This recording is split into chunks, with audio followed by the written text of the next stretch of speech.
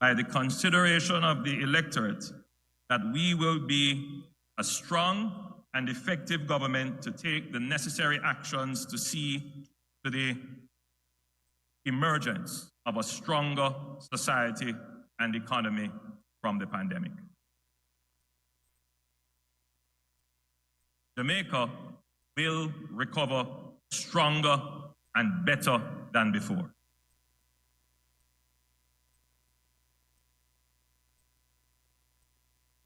With such a large and convincing mandate, the greatest challenge will be to manage the internal demands and behavior of those who form the majority. There will be those who feel that the majority is a basis for arrogance, gives license to do as they wish, creates opportunity to pursue their selfish ends and their personal ambitions, gives room for complacency, tolerance for errors. Those who hold such views would be sadly mistaken and soon separated.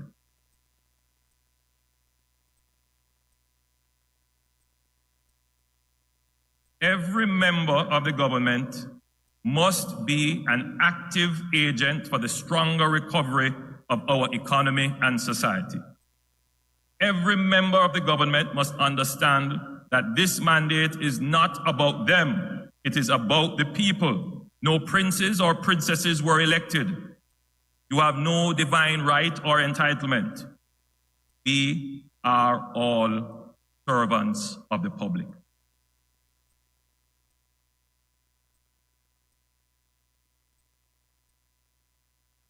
On the whole, we have built out fairly good anti-corruption structure, the Integrity Commission and MOCA.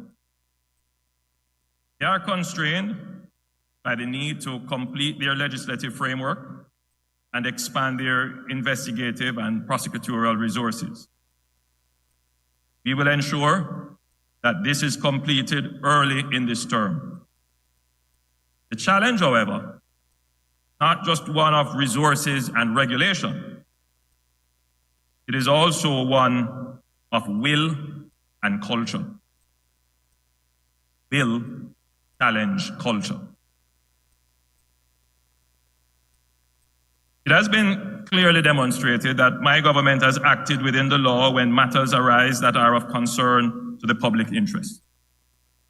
No one has been shown any special favors, given any protection, or influence brought to bear on any anti-corruption agency or investigation.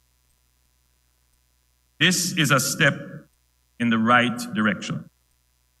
However, in addition to investigation and prosecution, we must also seek to prevent the occurrence of acts which weaken public trust and damage the integrity of the government. To this end, I have indicated to the Executive Director of the Integrity Commission that each elected representative and each appointed minister will participate in the sensitization and public education programs to be established by the Integrity Commission. This to increase their awareness and understanding of the anti-corruption legislative framework, not just to sensitize them alone, but to ensure that they are seized of their duties under the law and understand that this will be an accountable government. Once we have built confidence of the public that their resources will not be diverted, that the authority vested in us is not being used to create unfair advantage for others, and there is a sense that the elected officials and public servants act with a high level of integrity. Once that is the case, this will unleash a spirit of public support for the government and the state that will make any development plan a success. While this election was conducted in a pandemic, which would have impacted on voter turnout, we are still very concerned about low voter turnout that has become now a trend over the last 3 elections. We know that a large number of Jamaicans are not satisfied with integrity, dignity, and efficiency of their state and government. We therefore see strong correlation between the success of our economic and social programs and the trust of the public. We commit to make this government the highest in integrity, dignity, and efficiency.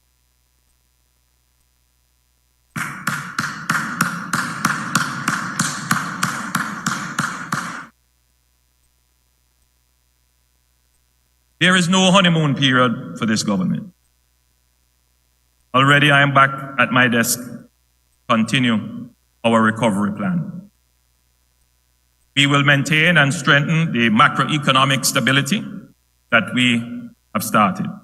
We will build and strengthen the institutions that safeguard sustainability of government finances, low and stable inflation, foreign exchange reserve adequacy, and financial sector stability.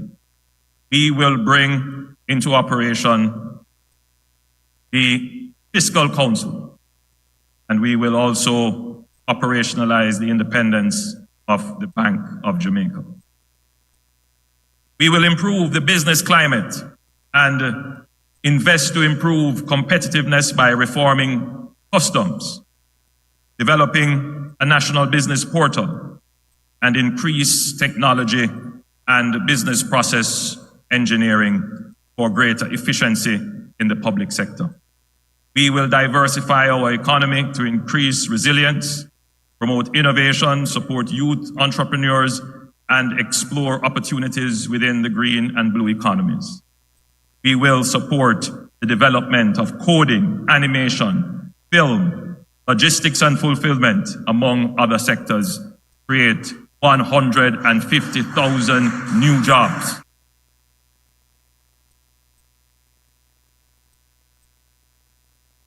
We will continue to provide financial support to households and businesses to ensure that together we recover stronger.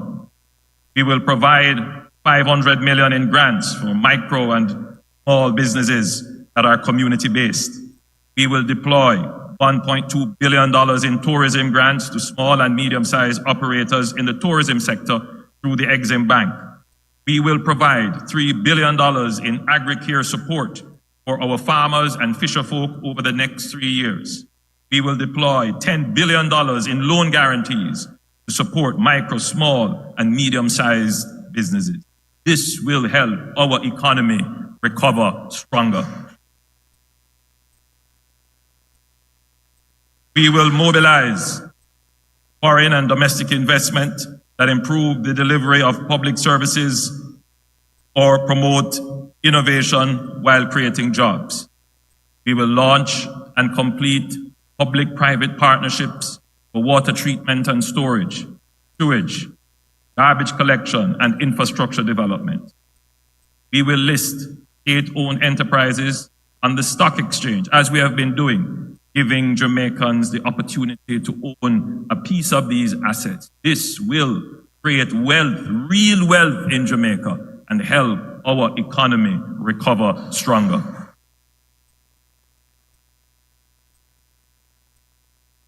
We will continue to be vigilant and dedicated in the management of the health response to the COVID-19 pandemic while investing to improve health capacity and infrastructure. We will strengthen our laboratories and surveillance systems and focus on community health support and continue to promote healthy lifestyle. We will undertake major infrastructure upgrades to the following hospitals: Spanish Town Hospital, St. Anne's Bay Hospital, the May Pen Hospital, the Bustamante Children's Hospital, and the UWI Hospital. Together with the completion of the Cornwall Regional Hospital and the Western Children's Hospital, simultaneously also retrofit 110 health facilities across the island with technology that will provide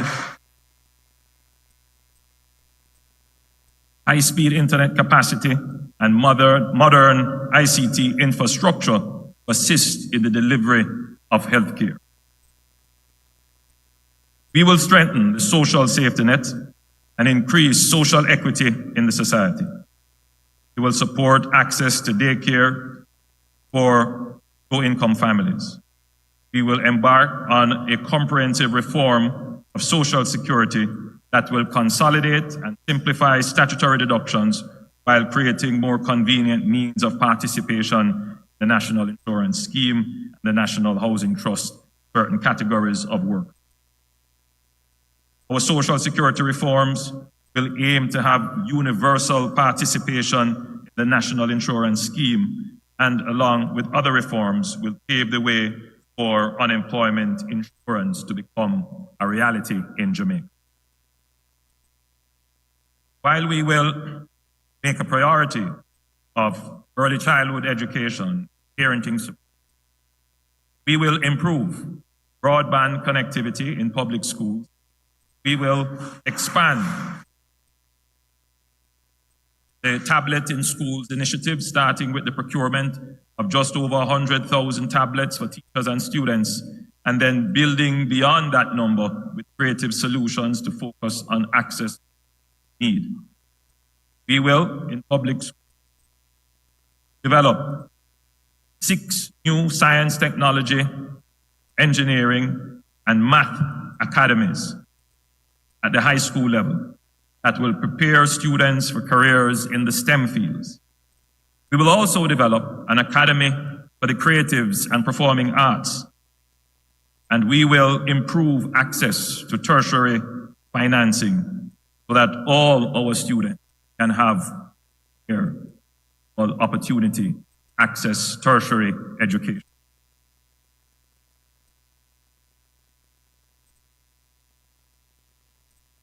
We will ensure that all Jamaicans have access to financial services. We have seen that this is an important requirement, proper management of the pandemic. We will pursue the use of low-tiered, know your customer bank accounts to increase the number of Jamaicans who have access to functional bank accounts.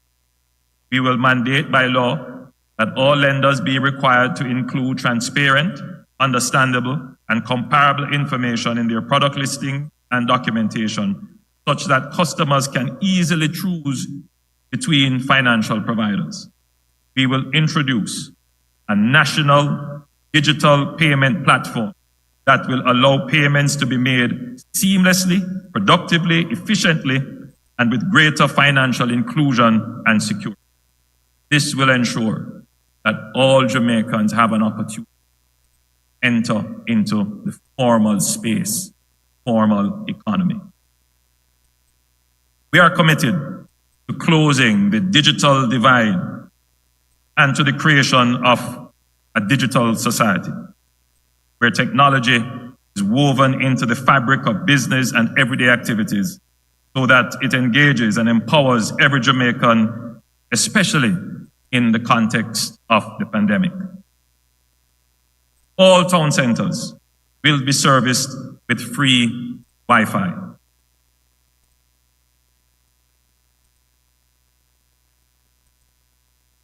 In addition, we will ensure broadband Wi-Fi access at our community access points.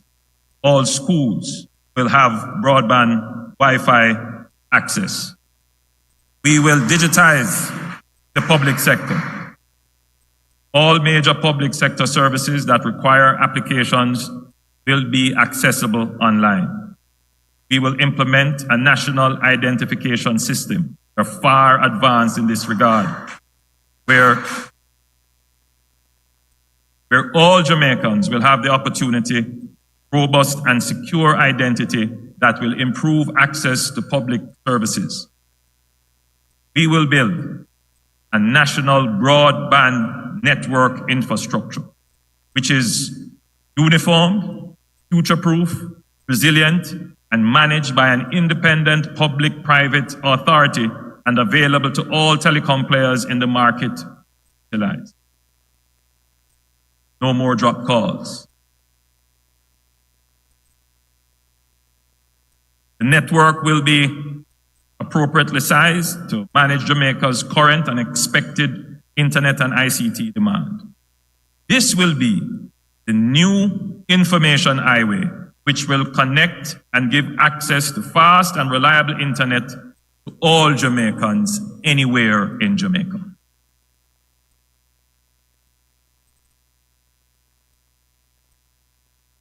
We will ensure that more Jamaicans have access to land, housing, and shelter. This is something I firmly believe in.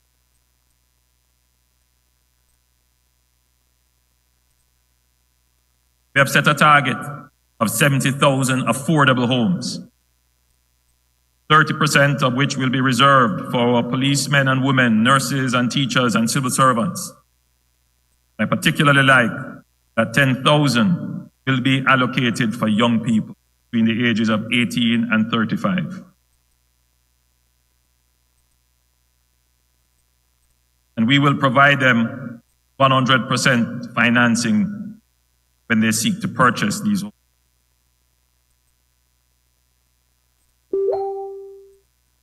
Each year, the NHD will invest a minimum of $1 billion in social housing, include construction and repairs for those who are not able to purchase a home.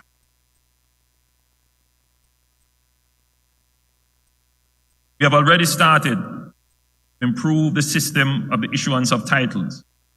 We have targeted to issue over 30,000 land titles to Jamaicans who have legitimate claims to land that they have occupied and cultivated for generations. Water. Water is life. I am determined to solve this water problem.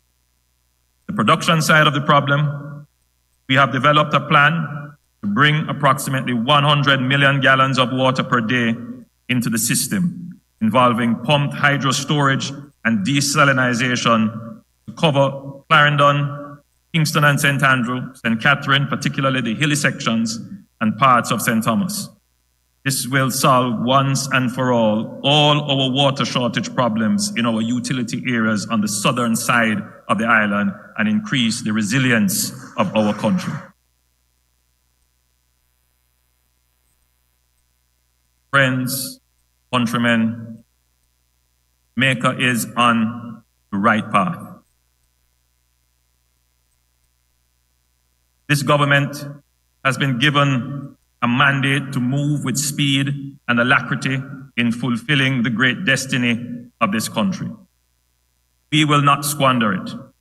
We will use it wisely to build public trust, continue the partnerships for prosperity, to be inclusive and caring for the poor and vulnerable, to be prospecting and enterprising in fulfilling the dreams and ambitions of the youth, and make Jamaica the place of choice to live, work, raise families, do business, and retire paradise. God bless Jamaica and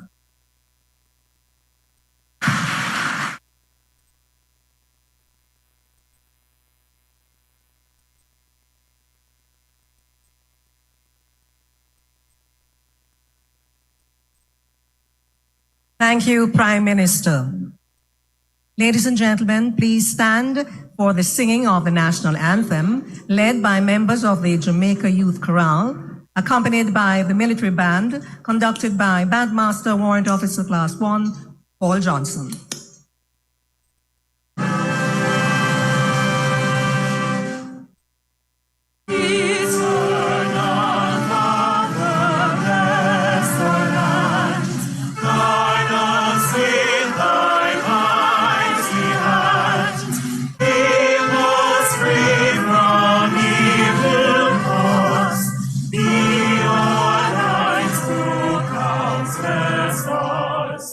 Through